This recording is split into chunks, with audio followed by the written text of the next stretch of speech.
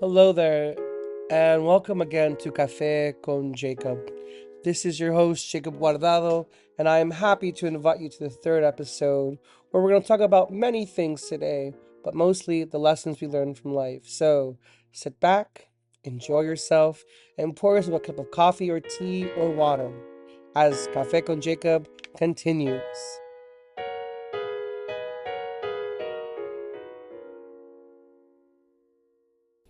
So here we are again, episode 3.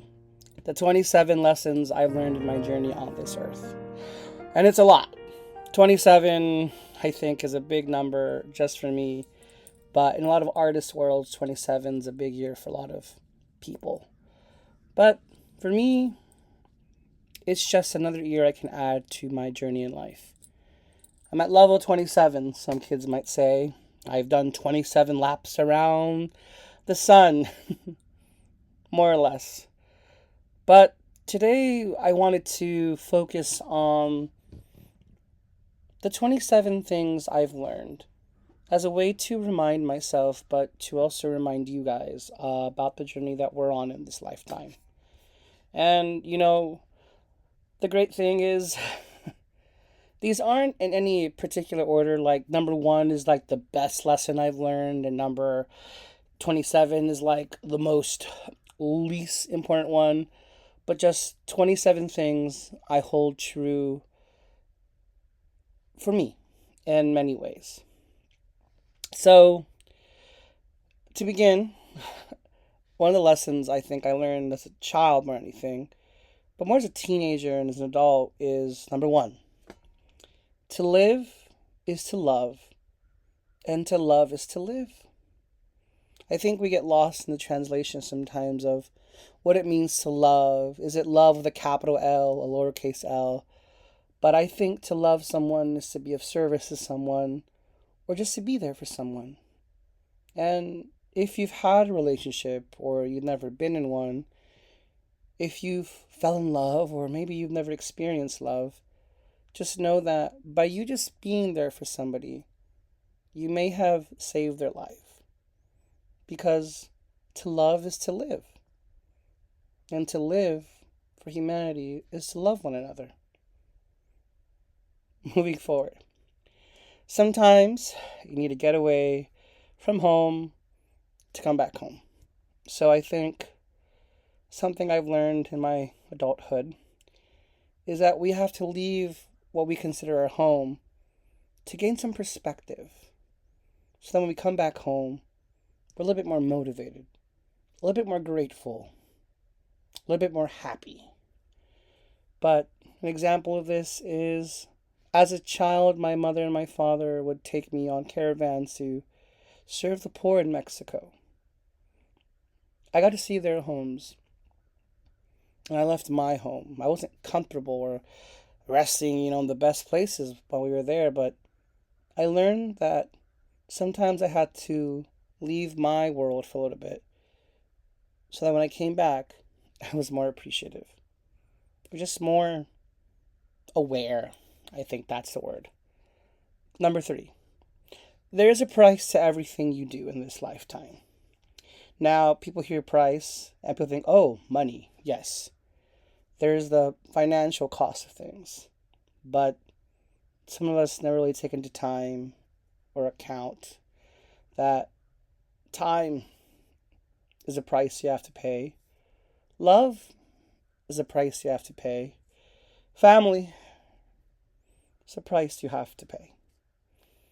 We never get to know how much of it we have to pay, but know that everything in this lifetime has a price, whether it be a financial, money sort of deal, or a more literal thing like your time, your effort, your attention, whatever it might be.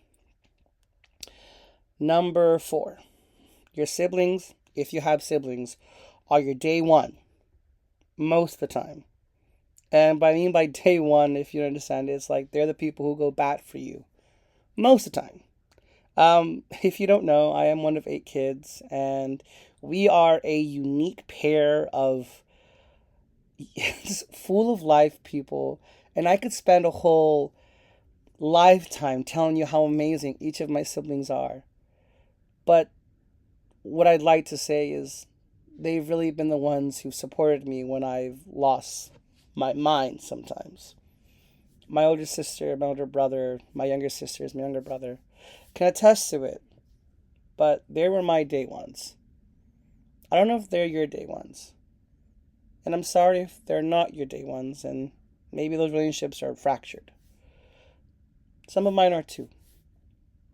But I know when it gets into the grime of it all, I can call my brother, or I can call one of my sisters, and we can have a laugh. And it reminds me they are my day ones. Number 5. Not everyone's gonna like the coffee or tea that you offer. Ugh. This one was a hard one for me even to swallow. This was one for me to admit. I like to come off like, I don't care what you think about me. I am who I am. But deep down inside, every interaction, every little thing, I analyze and overanalyze and hyperanalyze. And it took me a while to just realize that sometimes when I pour a cup of tea to somebody, they're not going to want it. Sometimes when I put my cup of coffee to somebody, they're not going to want to drink it. It does not mean you do not have anything good to offer. It just means they're not looking for that kind of coffee or that kind of tea. This goes to relationships. This goes to friendships. Goes to job with coworkers. Sometimes you do have to drink their coffee and drink the Kool-Aid, as they say. But when you start to realize that not everyone is going to admire you the way you like to be admired, or admire you the way you admire people, it makes life a little bit more easier. Because you realize everyone's living a different life. And everyone has different preferences. It's a hard pill to swallow. And one that I'm still learning to swallow today. Number 6. Be kind to yourself. Oh. I can't tell you how many times my own words have been my downfall. My own actions have led me to deeper and deeper straits. If anything in this lifetime, we have to learn to be kind. If not to others, to ourselves. We're going to make mistakes. We're going to fail. It's part of the human journey. We're going to lack something. We should be nice to ourselves instead of being so cruel. I'll give you an example. In school, I was never really the smartest kid, but I always wanted to be the smartest kid. I wanted to know how that felt. And for a brief moment, in about the 2nd or 3rd grade, I felt that high achiever thing. But the moment I failed something, I was cruel to myself and I just gave up. Then around 7th grade, I started to do it again. And as an adult, I realized some of the phrases and words I've used for many years have hurt me. And I need to be more supportive to myself by saying I love you and I'm here to fulfill your needs in whatever way I can. So, please, if anything in this lifetime, be kind to yourself. Number 7, wake up early and thank God for a new day. We never know when our last one will be. And the funny thing is, I've learned a prayer that comes from, if you're a Catholic or Christian, maybe you've heard, Lord, I commit to you my spirit. Lord, I send you my spirit when I rest. I always tell myself, Lord, this is the last day on earth. If I did good enough, call me home. If not, grant me rest. Some people leave home and don't come back. Some people make choices that cause them pain. We never know when our last day in life will be. So even if you're going through a hard time and life is hard, just be thankful. Somebody didn't wake up from a coma. Somebody died in their sleep. Somebody who was in love is lost to time. Give thanks, guys. Give thanks. Number 8. Forgive not for others, but for yourself. This one's a big one. Sometimes we hold grudges or pain or anger or frustration or resentment against people like, oh, how can I forgive them? Please, please, please, please, please, please, please, please forgive them. Not for them, but for you. To hold on to that anger, that resentment, oh, that pain, just, it brings you down. It ruins your spirit, it ruins your soul. If anything, it makes you a cruel person. Because you can't admit that maybe you have to move forward in some situations. And here's the thing, I struggle with this daily. To forgive others, why do they need forgiveness? Why? They should know what they did wrong. But at the end of the day, when I've forgiven those who have hurt me, I've felt like it's off my shoulders. The Lord, if you want to go down like the religious route, the Lord says that once you've forgiven them, it's in their court. They can accept it or deny it. You can accept it or deny it. The thing is, why hold on to pain? It doesn't make us any better. If anything, it makes us a little bit more crueler. Don't be cruel. Cool. All right, number 19. Ooh, forgive me. Number 9. Solitude kills you bit by bit, so don't do it. I mean, don't hide yourself from the world, guys. Lord knows I did for many years. I learned to do things alone. I learned how to live alone. I learned how to just be alone. And solitude is a beautiful mistress. She comes to you, offers you what you think is peace. And yes, for a moment you're peaceful. But man was never meant to be alone. And yes, solitude is great when you have to focus and do work. But we're social creatures. We're social beings. Bit by bit, solitude takes some things away from you where you stop asking for help from people because you don't want to be a burden. You stop asking people to do things with you because you think people don't like what you like. You stop doing things that would maybe break you out of your shell because you're afraid that you'd be called a fool. But I'm here to tell you, don't be alone. Don't hide yourself from the world because you never know who you might inspire with your kindness, with your smile, with your voice. You never know who might look at you and say, I needed that today. Thank you for sharing this with me. So please, please, please, please, please, do not hide yourself from this world. Number 10. You don't need 100 or 50 or 30 or even 20 people in your life. All you need is 3 to 5. And that is still up for debate. What I mean by this is friendships. You don't need the 30, 40, 50, 60, 70 friends who we chat with daily. You just need a few. In the sense that, I'm not saying don't be friendly. What I mean is, you just need a few people who know you. Everyone doesn't need to know you. Everyone doesn't need to know the dirty laundry that you washed. Everyone does not need to know your trauma. Everyone does not need to know all this stuff. But you do need somebody to share this experience on earth with. May it be a husband, a wife, a brother, a sister, a friend. Whatever it is, you need someone. Maybe you just need one person in this world who sees you, knows you, loves you. Physically speaking, in the sense like in the flesh. Spiritually speaking, the Lord knows that. But we need one. Again, we're social beings.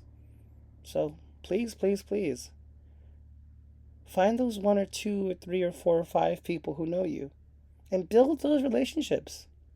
Lord knows I'm doing it. It's different because I'm not used to doing this, but it's working. It's working.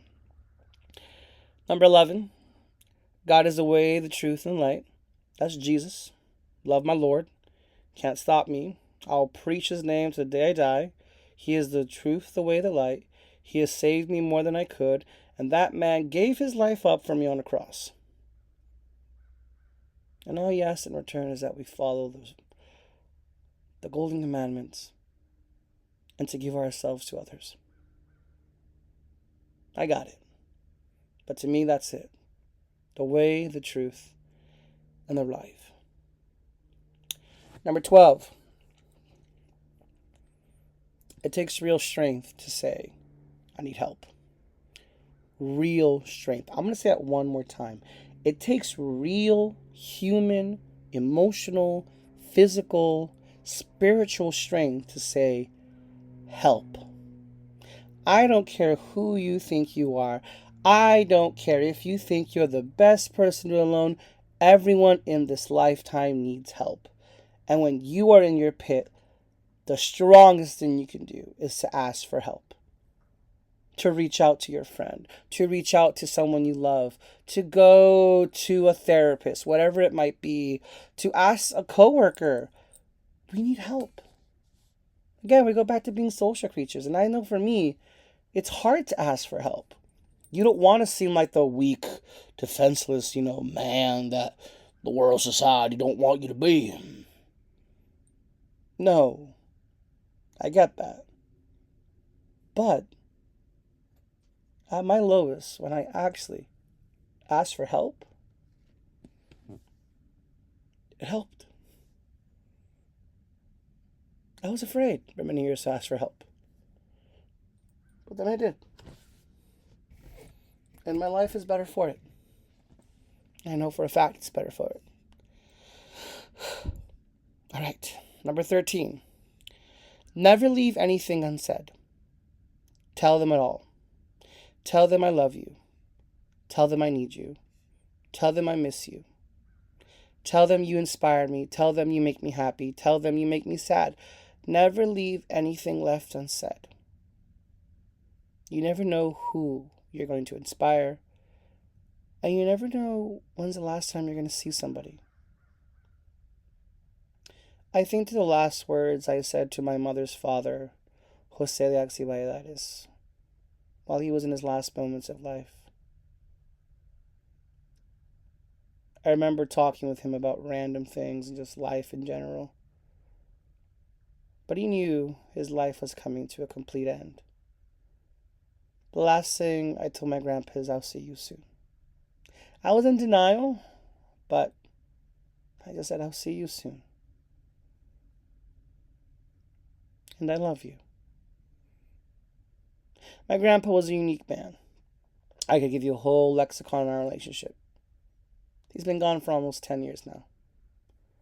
But I'll never forget standing in a room where everyone is breaking down and a nurse coming to me saying, you don't have to be strong. And I told her, I'm not being strong. I just don't feel like crying right now. But even now, I tell my siblings, my friends, I love you. I care about you. Let me know. So, there's that. But you never want to leave words unsaid. Don't be regretful. We have one chance in this world. Why waste it on unsaid words? Number 14. Be your own best friend. Sometimes it might be all you have. This might go back to understanding who you are. There's a national epidemic of men and women who don't know who they are. They don't know deep down who they really are. And they're lost in this world. They're broken in this world. They live in this broken world. And they fall into addiction, vices, lifestyles that don't really behoove them. That yes, it's fun and all that jazz, but the moment they're alone, they can't bear it. This goes back to the idea of knowing who you are and understanding your limits, understanding your boundaries, understanding who you work well with, who you don't work well with, understanding when to say no, understanding when it's a good time to say yes, knowing what you truly enjoy, knowing what you truly like to do. It goes all to that. If you don't know what you truly like to do, people are just going to assume. I know for me, I tell everybody I love theater. I love art. I love all this stuff. And I think they make some really wild assumptions about me. But it's all self-explanatory in many ways. But I know what I like. I know what I prefer. And I know what I don't stand for. I know I'm learning my own boundaries now. And I'm learning to say no to things that don't serve me, that don't help me grow. And that's where I'm at. So if you learn that for yourself, you become your own best friend. And when you're making those friends in life, it makes life a lot easier. Number 15. Do it all at your own pace. Don't rush your life. Enjoy it. Please enjoy it. This one goes back to the idea of that comparison. We don't know how long we have on this earth. So one thing I think I did in my 20s, and I still did, is I rushed my life a lot. I wanted to be a certain place by this time. And then this was a whole convoluted, kerfuffle of all these things and all these people. I got lost in my own Kool-Aid, whatever it was. And I compared myself to people. I said, but they're over there. And then it became a whole thing. And I realized I'm running my own race. And I'm not running against anybody else but me. So I got to stop thinking that I'm running against everybody else. And I have to do it at my own pace. I can't rush my life. I can't rush success. I can't rush love. Love isn't rushed. Love is patient. Love is kind. And all that jazz. But we have to learn to do it at our own pace. Our own understanding. And I know it's hard. Trust me. I know it's hard. Give me one moment.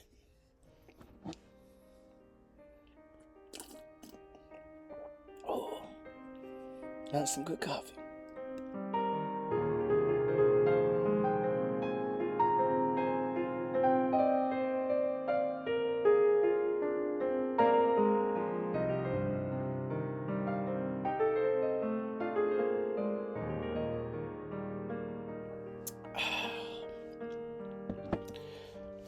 I don't know about you, but I'm really enjoying my mushroom coffee this morning. Well, whatever time it is for you. Let's get back to this list, shall we? All right. Number 16. True love does exist. It just never shows itself like you want it. I love the stories of princesses and princes and love at first sight, and people just know. I tell myself, that's gorgeous. Well, then what about me? And that's a whole thing, but that's a whole other subject. But true love is there. If you want to take the religious route, we know where true love comes from. But if you want to go the route of humanity, true love is there. Love is waking up for yourself to go to work. Love is holding the door for somebody when they need it. True love is when you give $1 to somebody who might need it more than you do. True love is out there. True, authentic, honest love is out there. It just takes us a while to actually see it. No matter who you are, it just takes us a while to actually notice it. And I know for a fact, it took me a while to notice where true love is in my life. Number 17. Drink water daily. For the love of everything holy. Please, please, please, please, please, please, please hydrate yourself. Not with coffee, even though I know it's called Café con Jacob. Not with energy drinks, even though I have my own thing. But we need water. H2O. This comes from the earth. We need pure water. There's a reason why the earth is covered in 70% of it. We need water to live, to work, to function. Please, please, please drink enough water to maintain yourself. Learn to love it. Water is the best beverage out there. No one can tell me it's not. Even though right now I am sipping a cup of coffee, I also have a water bottle and it is delicious. So, whatever's happening, please, please, please drink your water every day, every morning, every night, whatever it is, drink water. Drink at least a cup a day. Begin there. Don't be like me who drinks a gallon a day, which is a lot of water, but it keeps me going. It keeps me going. All right, number 18. Sometimes when we are overstimulated and we are overworked, all we need is to either eat something we like, Sleep, because rest. Ooh, sometimes we need to close our eyes and just turn our brains off. Or a shower. Ooh, I cannot tell you how many days I've had long days as an educator, as an artist, as a worker, where a long shower washed away the grief, washed away the anger, washed away the frustration. Because something about taking care of yourself, this goes about taking care of yourself, ooh, does wonders. Maybe you're hangry, you haven't eaten maybe you're angry, right? And all of a sudden you want something and you're angry, but all of a sudden, you have something you like. Like, I don't know, for me, a bag of Doritos. Ooh, give me a bag of Doritos, I'll be happy. Or, I love oranges. Something about eating a citrus fruit. Ooh, oranges, pomegranates, clementines, whatever. Sometimes I'm having a rough day, I have a clementine, I smile because it's just so good. And again, after a long day, please rest. Don't force yourself to stay awake. It's not fair to you. There's a reason we need to rest. The body needs to rest. Please, please, please, when you need to rest, close your eyes and rest. It does wonders. It just does wonders. Number 19, never beg for love. If you have to, it was never yours to have. This one hits home. I fall in love with a lot of people easily. I make them the center of my world. If they don't like me, I'm not worthy enough. If they don't love me, I can't move forward in life. So I mold myself into what they like. Because they don't like the version of me that's different, that's odd, that's a little bit more. Well, there's a word for it, but I don't want to say it. They don't like it, but that's who I am. And I realize that I have to stop being a ditto, transform into what people want me to be when I know who I am. I need to stop begging for people's love and attention. At the end of the day, I may get a fraction of it, but it's not authentic. It's not real. It's just a quick moment of, and then loneliness sneaks back in. Don't beg for love from people who you don't deserve to have in your life, who don't deserve you. You deserve people who, when they look at you, think they're amazing, they're brilliant, they're radiant. I'm so happy they're my friend. I'm so happy they're my girlfriend. I'm so happy they're my boyfriend. I'm so happy they're my partner. I'm so happy they're my coworker. When you find the people you're supposed to be with, it's easy. You can say the most outlandish things in some senses. And they'll look at you and be like, okay. But when you have to mold yourself to somebody's other's liking, that's where it becomes a whole different kind of problem. Ugh, tell me that. Number 20, and this comes from a famous author that I love to read, Paulo Coelho. He says, look to the sky more. There your mind will find clarity. I like to spend some time in my day looking at the clouds or the clear skies and just thinking. And sometimes I don't think, and my mind clears. It's a nice way to therapize yourself. It's a nice way to let go of all the anxieties and stresses of life. And that's why I always look up. Morning, evening, night. And I think to myself, the sky is so beautiful. Number 21. Find an art form that helps you express yourself. May it be writing, painting, acting, dancing. Do an art form that expresses who you are. For me, I love to act and sing. So those two, and dance. So that whole theater, that's all three in one.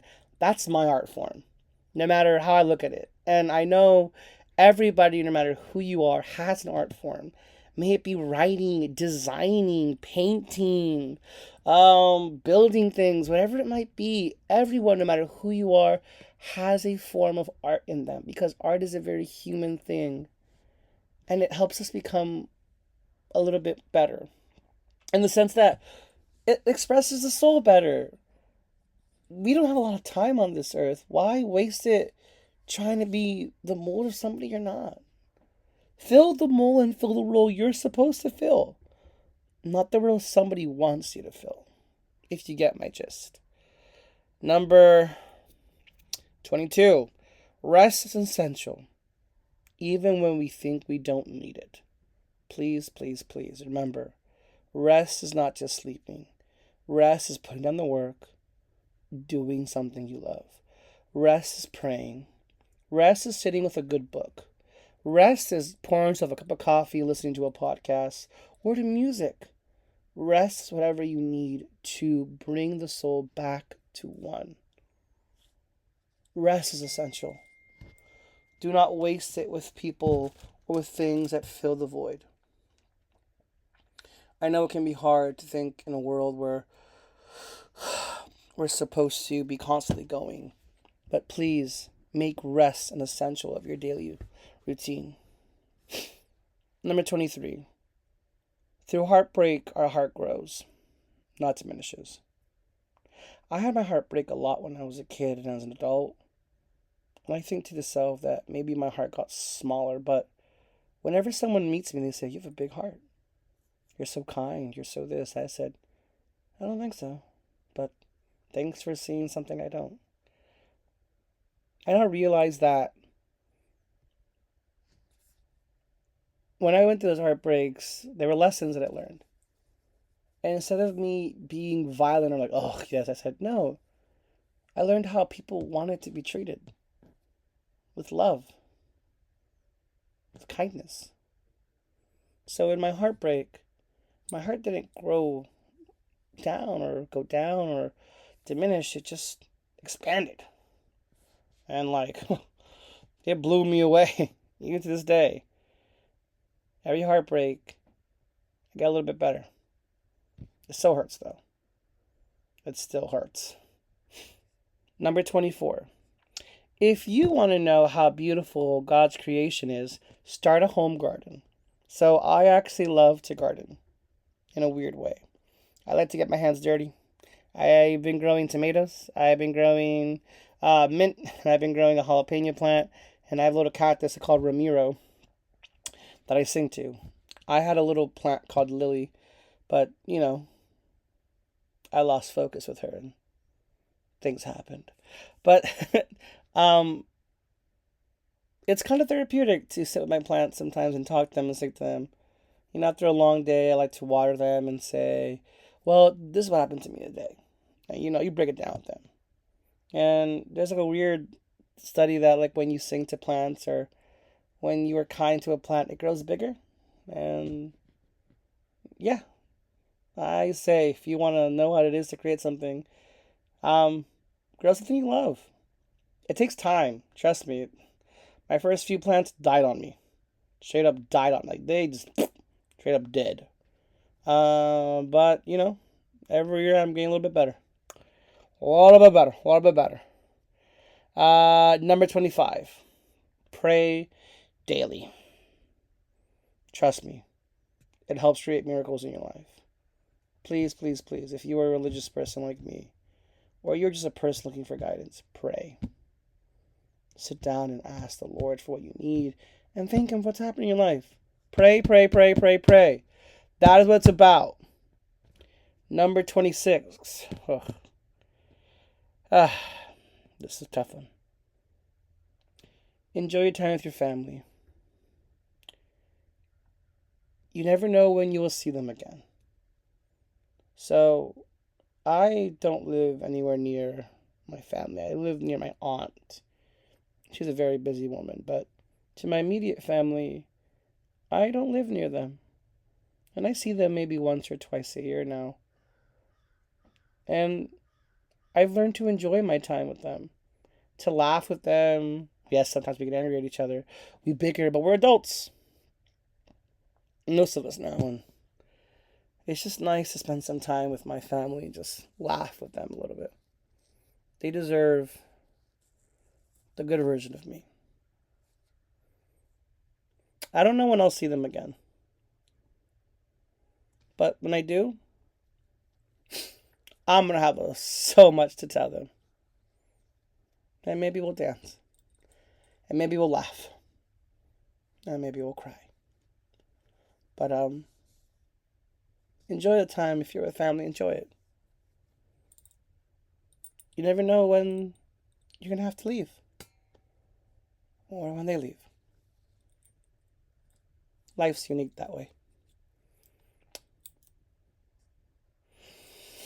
And number 27, to wrap it up, right? Ooh, it's been a long episode. I know, trust me. Ooh, if you listen to this far, thank you. Thank you, thank you, thank you. But number 27, hope. Hope is what drives us forward. Don't give up on it. Don't give up on yourself. And if you do not have any hope, I got bucketfuls of it to give to you. Because I want you to be hopeful, like I'm hopeful for the good things in life. Something wonderful is going to happen today and every day of your life. No matter from how big or small it is, something wonderful is going to happen. And you have to be aware of that. Because you deserve something wonderful to happen in your life and everyone's life. And there it is, guys. 27 lessons I've learned in 27 years. If you have listened this far, again, I want to say thank you. I appreciate you. And I hope you enjoyed that cup of coffee or tea or water, whatever it might be, today while you sat with me or listened to me or drove with me. Whatever it is, I hope you have a great day. And I hope that when we meet each other again, we're both hoping a little bit more. We're smiling bigger. And we're drinking enough water to keep ourselves hydrated. You know, gotta be hydrated. I love you all. And this has been Café con Jacob.